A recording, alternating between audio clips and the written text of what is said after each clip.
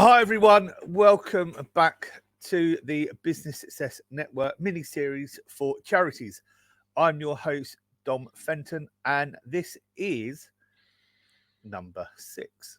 So we've got another guest in. So just remember, this is a mini-series around how businesses can work with charities. And today we have Gary Jones. Hi Gary, how are you? I'm all right, Dom. How you doing? You all right? Yeah, very good, thank you. It's great to have you on board. Why don't you, if people don't know who you are, why don't you introduce yourself and a bit about what you do? Sure thing. So my name's Gary Jones. I'm from Grow, and I basically help businesses, communities, charities tell their story online. I believe that everyone's got a voice, and what I love to do is kind of just give them the opportunity to shout about what they're doing, the ideas that they want to share, and basically educate their audience, entertain them at the same time. I normally do this through podcasting and video. So I spend a lot of my time talking to people about podcasts, help people launch podcasts, especially charities, but also help people who want to podcast but don't want to do all the technical stuff. I do the technical stuff for them as well. So that's kind of how I spend my time. And I absolutely love it. I love it because it's just one of those things that people want to do, but sometimes they just don't know how to. And I just kind of push that gap. Yeah, amazing. And from personal experience, we obviously work together quite a lot anyway. And actually, I felt it really important for you to come on this podcast as well, just in terms of what you're doing and sort of the support that you can give out. How you fit everything on, I don't know, if I'm completely honest. You say that, but you're busier than me. So however I do it, you do it as well. Yeah, I sometimes think we just get on with it. Yeah. There's a bit of planning, but I think generally we just get on with it. So, obviously, podcasting and all of that side of it. Let's delve a little bit deeper. Let's actually go back to how you got involved in everything and what made you go down this route. So, let's talk about the life of Gary Jones. Wow. Okay. So born 20th of August 1983 in Leamington Spa. I'm joking. So I started listening to podcasts completely by accident. It was on my commute. I used to commute from Warwick to Oxford every day, and actually Warwick to Banbury, Warwick to Oxford every day, which meant me doing a mix of walking to the train station or cycling to the train station, catching the train. Could be 20 minutes on the train, 45 minutes on the train, and doing that obviously twice a day. And at that time when I did it, which was 2012-ish, around that kind of time, I was listening to CDs. If CDs streaming was just coming in, the iPod, my other half had an iPod. I didn't have an iPod, and there's only so many kind of CDs you can listen to on repeat in time. And on the trains, it was a bit weird listening to music. I found it, so I was reading magazines and books and that kind of stuff. And in one particular magazine, I found an article about a podcast. It was a podcast around this particular magazine. And what it did, it gave me an insight into the athletes, because it was a triathlon magazine that I was reading. It gave an insight into the athletes, and basically this podcast interviewed the athletes. So suddenly, instead of just reading about how they train and how they recover and the races and their kind of the reviews of what has happened, I'm actually listening to them instead. Because at that point, it was podcasters were just coming in. They were about a year or two kind of into it. It was only so small at that time. It was still part of iTunes, not its own separate kind of entity. And it was very much a case of it was a collegiate kind of alternative kind of method of communication. And there was only kind of Ricky Gervais and Adam Hill and maybe one or two other kind of British people who were really taking and running with it at that time. So it was pretty brand new, but I suddenly got transported into this world when I was listening to different things, and that helped my training at the time and also gave me stuff to do, which was great because I could listen to it on the walk and also on the train as well, which was fantastic. Fast forward a few years, and I was carried on listening to podcasts. It was really cool. There was about 7 or 8 that I kind of delved into. Mainly, it was just because I was nosy, so I enjoyed the interview style kind of podcasts. And I got to the point where I, one afternoon, approached a radio station thinking to myself, I built a nice little network of people around me at that time. I wanted to talk about them. I wanted to shout about the stories that I've heard, and I wanted to showcase them. So I approached a couple of radio stations and to see if I become a guest on one of their shows. And they said, no, you shouldn't be a guest on a show. You should have your own show interviewing these people. There was only one big problem with that. Well, there's loads of problems with that, but there was one big problem with that. I had 2 weeks to learn how to do it, and all I had was a mobile phone. So 2 weeks, mobile phone to basically create a podcast, because that's what a radio station was for this particular radio show was for a radio station. You uploaded an MP3 file and then it was broadcasted at a particular time. It's very common in the kind of community radios to do that. So yeah, that's how I got started. And after that, because I was back in 2015, I started doing my own podcast and radio show at the same time. Other people then started asking me how to do it. So therefore I started doing a bit of training here and there, very kind of off the cuff at that point in time, until people then started to ask me to produce their podcast for them. Because in their words, they don't want to do the technical stuff. They just want to have a chat, then release it to their audience. And that's when I started to become a bit more serious. And a couple of years ago, I formed Grow Radio as a way of bringing everybody into it. Everybody into the podcasting game, whether you're brand new and you don't know where to listen to it, you can just tune in and listen to the shows. People who want to develop the skills, you've got different courses and also the hub where you've got all your training sessions on there. And also, if you've got a podcast yourself, you can get it played on Grow Radio as well. It's a really cool community. So that's a whistle-stop tour of my podcasting journey, all the way from listener to, well, editing podcasts just like this one. And I think it's really interesting how we fall into certain things. And if you imagine when you first, I talk to a lot of people, and my big thing is, when you first start something, do you ever realize where it could take you? And I think some people go into it knowing that actually the route they want to go is this route. But actually, I think there's an awful lot of people, probably similar to yourself, that actually just went, actually, I don't want to listen to music. I found podcasts, but actually there's more in this to come. Yeah. And just like there is different types of TV and all that kind of stuff, there's loads of different types of podcasts out there. And I still love listening to music, and listen to a podcast is something that I kind of debate with a couple of times, probably a week. Should I listen to a bit of music or should I listen to a podcast? And 9 times out of 10 it is, do I want to get stuff done? Yes, right, music it is then. And then that's my kind of, let's just smash it and get it done. Podcast is more kind of relaxing. And I spend a lot of time listening anyway. So it's actually just quite nice to kind of relax into it. And I suppose if you're in the background doing a lot of bits for clients anyway, you're listening to podcasts all the time because you're listening. The amount of podcasts you must listen to weekly. So even before doing this interview today, I've listened to 4 podcasts, each of them anywhere between 20 and 45 minutes long. And when I'm editing a podcast, it's really key for me to listen to it from start to finish in real time, just like a normal listener would, because that way I can kind of hear any kind of gaps that shouldn't be there, anything that needs to be kind of just taken out, I can do, and I can see how each section bridges, so therefore the levels are exactly the same. So yeah, today already, and we're recording this pretty much at midday, I've done 4 podcasts and I've got another 3 to do after this, and that's quite a typical day. So I do spend a lot of time listening. And for the people who hate listening to their own voice, you try editing a podcast that you're on. That's a whole different level, folks. Whole different level of hatred to your own voice. It's brilliant. And you're going to love listening back to this one, honestly. Yeah, this is fine. This is all good. So, in terms of the reason for being on here, how do you think businesses and charities can work together? So 9 times out of 10, a charity or the person going into who works in the charity has gone in because they're really passionate about that particular topic. They've already kind of, using Simon Sinek's kind of, they found out why. They know why they're working with that charity. And that makes it really good and really great to talk to them. It doesn't matter in what capacity, but talk to them, because they just shine with positivity or about passion about that particular thing they're working on, whether that is a charity or a community interest or whatever it is. Sometimes you don't see that with businesses. Sometimes it's a bit kind of different with business owners. So I'd say that's the first one.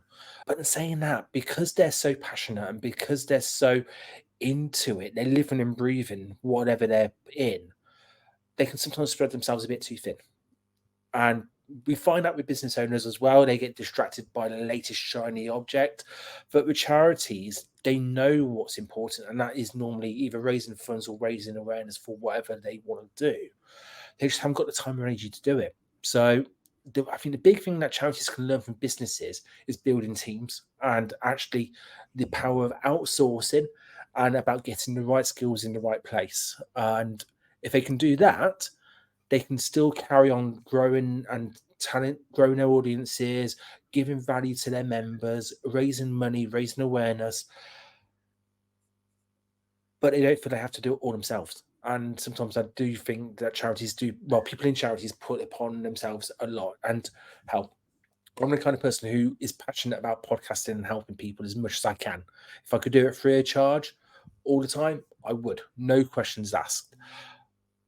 But sadly, that doesn't pay the mortgage. That doesn't pay that kind of stuff. So when it comes to, there's a lot of stuff that charities can learn from businesses and they can work together. I think for me, it's all about the passion. It's all about the passion in the people. That's what charities and businesses could have in common. And they could use that passion to kind of work together. So I can remember when you spoke to Alex and he was saying that charities should be more clear with businesses of how they can help. So instead of going into a room and saying, "Hi, I'm charity, give me your money," say, "I'm a charity. We would love you to support our awards dinner," or that kind of stuff. A lot of people can learn a lot of stuff from this podcast series based on the guests that you've just had on. Yeah, and I think that's it. And I think the reason we've brought certain people on is there are things they can add value. And I think with what you've said around building teams, that's really important. And I think actually not only do small businesses and businesses need to work on that, but actually charities definitely do, because as you say, especially if they're small charities, I think generally there's a reason they've set up. I saw another one launched yesterday. We were doing the first thing because the child had been involved in a knife crime. So again, I think it was one of the parents said, "Well, I made a promise that I want them to be proud of what we do," and they've set up a charity. And I think generally people get involved in charities because they're personal reasons. Yep. And it's amazing how many new charities get set up. But what I do think is that there are massive times where actually they need to be collaborating. They need to be working together, because actually the more and more charities that get set up, that then means is there's more charities going for the same pot of money. Yep. So actually, if there's ways that, by doing this, by doing other podcasts and other programs, well, actually, if they can work together, and for me, collaboration's everything. Whether that's charities, whether that's business, I think actually there's enough work out there for everyone. Yep, I agree. To be fair, to collaborate. There's Stacey, who owns obviously the Business Success Network. Me and her, and she says it quite openly, we started off as competitors, but we soon realized really quickly that actually we've got two individual skill sets, which actually, when you put it together, really complements each other. So now, when I was doing social media more than podcasting, we were passing customers left, right, and centre because this person was a better fit for her, and vice versa. And to this day, we still work together on a number of different projects. And you're dead right. Most of the charities that I've kind of set podcasts up with, they have set it up for personal reasons. It makes them passionate. It makes them really headstrong in terms of this is what they want to do. But as you said, there's only a certain amount of not only just money, but time and attention that people can pay to a particular topic. So, when it comes to kind of podcasting, some of them might be better off, and you've already alluded to this, being guests on podcasts like this, on other podcasts that kind of feature different charities as well. Because actually, that way they can still tell their story, they can still share their ideas, and still kind of raise that awareness for what they want to do. But they don't have the pressure of launching a show on a regular commitment, and that's where most charities have fallen down in the past because they've started it. They might have had a plan, or they might have had a loose plan of how it's going to kind of work in terms of time and energy and resources. But then they stop. And I worked with probably, I think it was 12 or 13 charities. And I say 12 or 13 because the 13th never really took off. 12 or 13 charity podcasts last year, so in 2023. 7 got launched and 6 of them didn't. And out of those 7, 4 of them are still going at the moment from launching in 2023. So it's quite a kind of tough attrition rate that you've got 75% of people of charity podcasts that I spoke to last year have stopped by this point in time. Now, those 25% that are going to carry on, they've got their plan nailed down. They've got their team in place to be able to work on it. And this is where the power of a team and also collaboration kind of works on, because I know also they've been guests on other people's podcasts.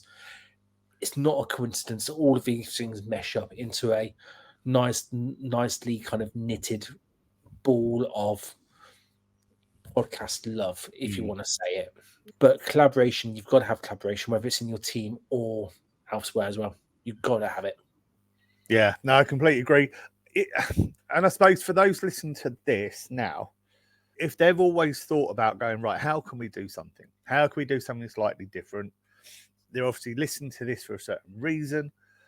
And actually that reason may be in the back of their mind, it may be that actually they know that the podcast world now is getting bigger and bigger. And actually, I don't really see where it stops, if I'm honest, at the moment, but it's getting bigger and bigger. Mm-hmm. What would you say to them? Maybe the 2 or 3 most important things we've sort of elaborated on a little bit just now. 2 or 3 really important things about wanting to launch a podcast that actually then is sustainable. So they're that 25% rather than the 75% that hasn't happened. Yeah. So first off, it's so important to make sure the podcast is part of your overall strategy. And that is threefold for me. It's what it does for the actual charity itself. So what does it bring to the charity? What messages can the charity share on that platform as well? And remember, podcast is audio and video potentially as well. So therefore, you've got content for YouTube and all that kind of stuff. So fitting it into your strategy for your charity is so important. Fit it in with actually the host as well and the people involved in it. So how can that podcast help their team? Have you got a marketing person who wants to kind of develop their skills in it? If you've got someone who wants to do public speaking, and being a host on a podcast would help. You can develop your team by using the podcast, and then also then figure out how it works for your members, your audience, your community as well. What value are they going to get from it? Who do they want to listen to? What stories do they want to resonate with? What questions do they want to ask the people on the podcasts? If you can answer all of those, you're onto a winner straight away, because that's forming your idea, which is my main bit, is working on your idea and then fitting it into your marketing strategy. To do that, you need point number 2, which is you need a team around you. One person can't do it by themselves, because frankly, you're just not going to have enough time and energy, because you're going to be worried about doing the accounts and getting the next fundraiser and organising the next event and all that kind of stuff. You're not going to be able to do it yourself. You're not. So overall strategy, building the team, and also remembering it's only a podcast. There's other options for you as well. You can launch your podcast. You can be a guest on the podcast, which is a great way of sharing your story and building an experience. And hell, if you have no idea what a podcast is, just start listening to podcasts. Just start listening to this. If you're watching this on YouTube and not on a podcast platform, pop onto your phone, just type in Spotify into the App Store, Google, Apple Podcasts, wherever you are. Just type in podcasts, and bet you any money there'll be a built-in podcast player on your phone already. There'll be loads of them to start listening to.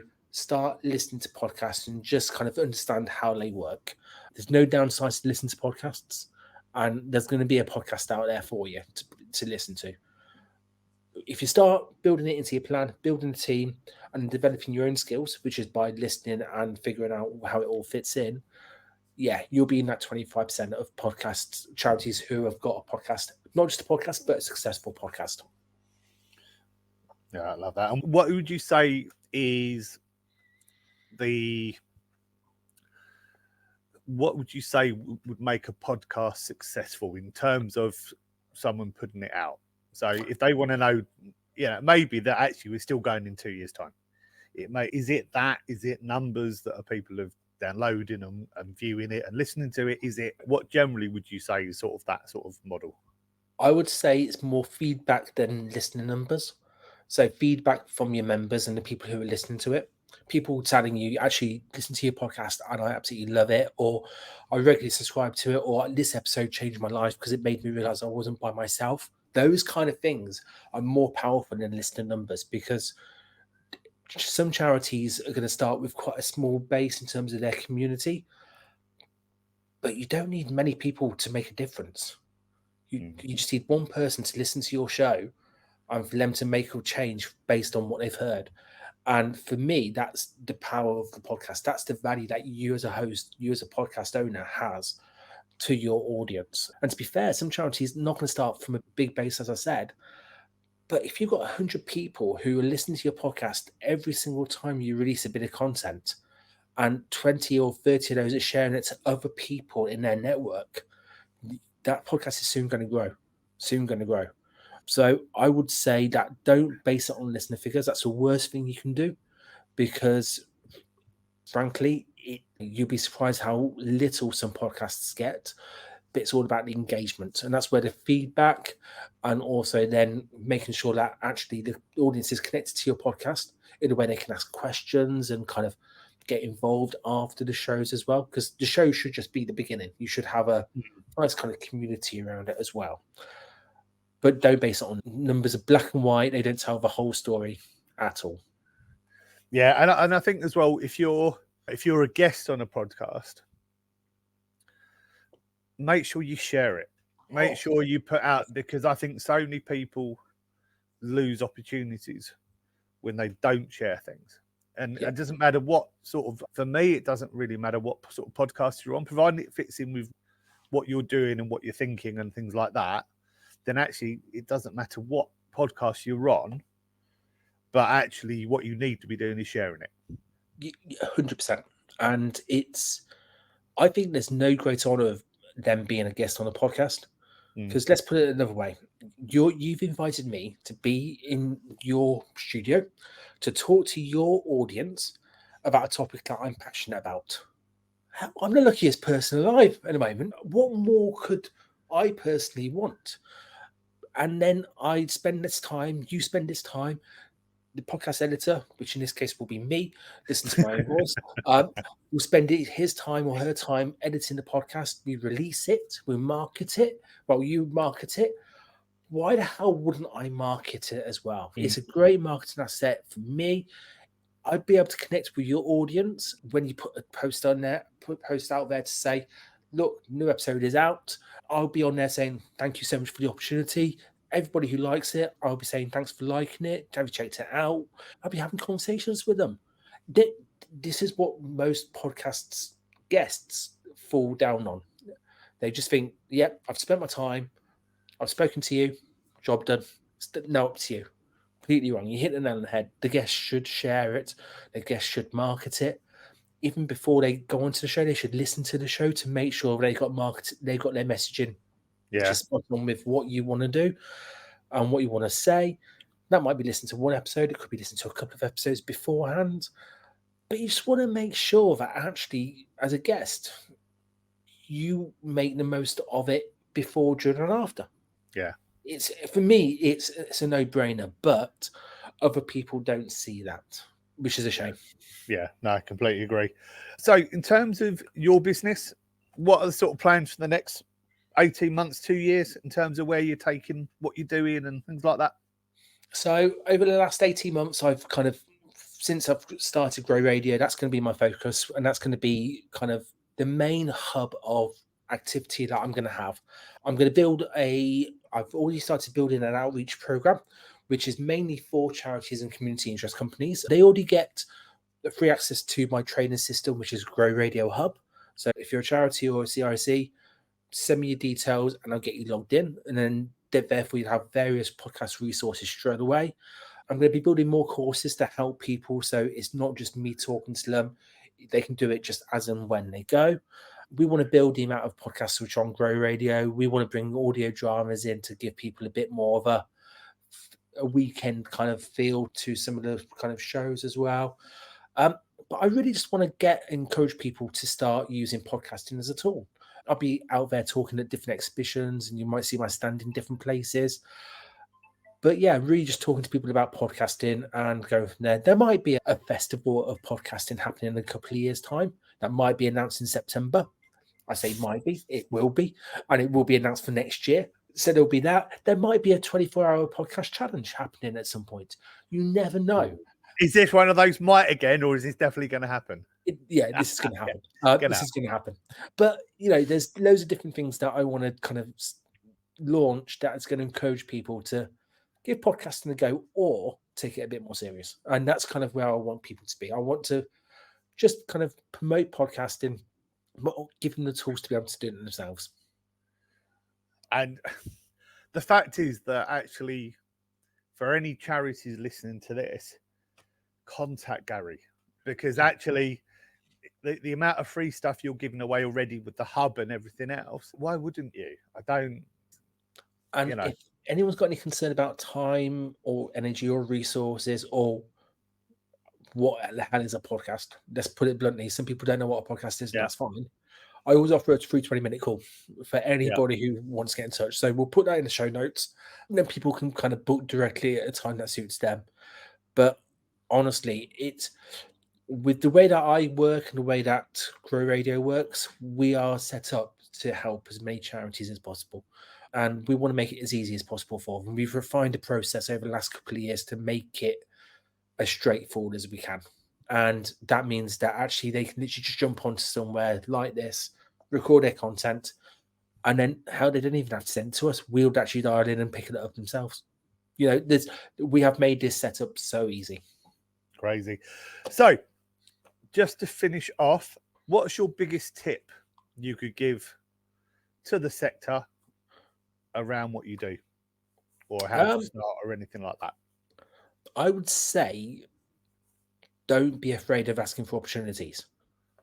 Or don't be afraid to look for opportunities. And what I mean by that is, if you're looking to launch a podcast, announce it on your social media. Announce it and say, looking to start a podcast about this topic. Who do you know who would be great as guests, or what topics do you want to hear? If you're launching a podcast, that's great. If you're looking to become a guest on a podcast, put on your socials that you want to be a guest on a podcast, and see who bites, or see who knows someone who's got a podcast. It's just about being brave and looking for those opportunities. And then when someone says, "Oh yeah, you can be on my podcast," don't dilly-dally. Get onto it straight away. Send them a message and put your hand up, like you said, and just kind of go for it straight away. Don't procrastinate on making a decision of doing it. Don't and ah, say yes to it, and then go from there. So for me, it's about looking out for the opportunities. If you can do that one thing, then actually suddenly your world will open up with kind of what's possible.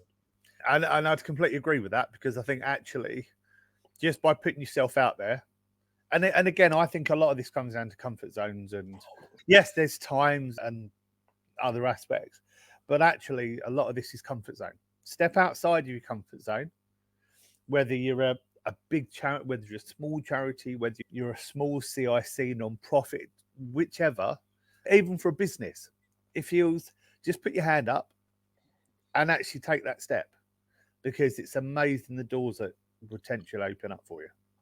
There's a podcast episode I listened to a few days ago from a well-known podcast called The Diary of the CEO, and Steve interviewed the comedian Jimmy Carr, and Jimmy Carr made a great point about comfort zones and about imposter syndrome, and he said that imposter syndrome, we've got it all wrong.